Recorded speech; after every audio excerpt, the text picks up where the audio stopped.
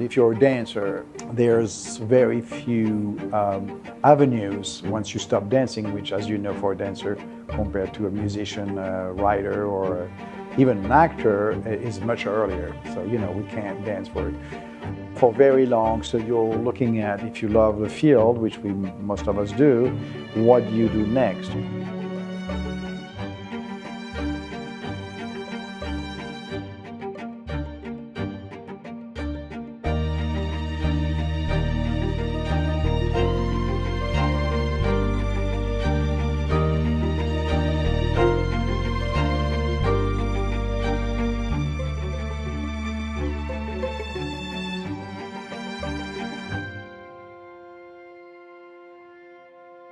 In those days, as Martha was getting older, the company started a program where there would be some young choreographers coming from, inside the ranks.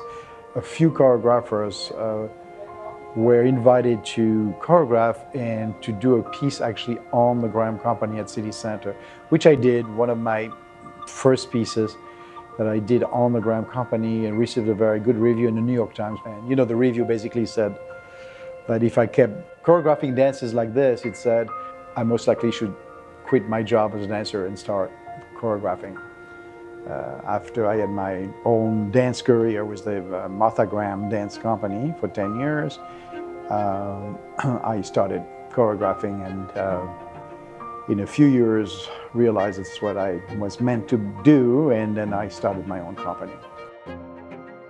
When you choreograph, or when you're an artist in general, whether you're a composer, a painter, a writer, you work out of instinct. I mean, you plan things, but you don't plan every detail. You have an idea, you follow your groove, you follow your instinct. In terms of the process, as I said, a lot of instinct, a lot of also information that you gather through your life, basically. I mean, whether it's your culture, your experiences, everyday experiences, the people you meet, the things you read, the things you see, all this kind of accumulate. And as Maurice Ravel, a great composer, used to say, it's like a stew. There's a little bit of this, a little bit of that.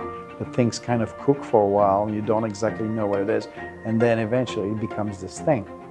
And that's the way I feel a lot about pieces. So there's a lot of influences that I'm not always conscious of, using that kind of come in, and then the piece, like writer describes how, the character kind of like dictate what the book is going to be, as they are born. It's a little bit that too. There's a lot of ideas that come that I didn't think of, I didn't expect, and then there's the influence from the work itself every day, like being in a room, because, being a choreographer is different from a writer with a piece of paper or a typewriter, or computer, or a composer with a piano or whatever. And we need bodies around us, and so there's also an exchange, tremendous amount of exchange between myself and the people I work with, my dancers, and that is also an influence into the work. Things happen in a studio by chance or by design or by chance that influence the work.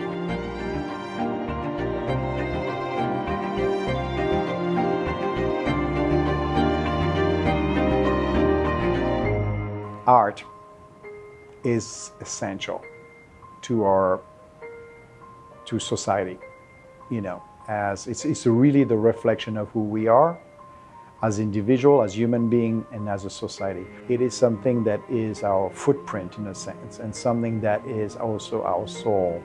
It's not about what you think, it's not about what people think, it's about what is true to you at the very moment that you are here. And being a performer is about this. It's about being vulnerable, being open, and being truthful. There's no hiding. When you're a performer, there's no hiding, really.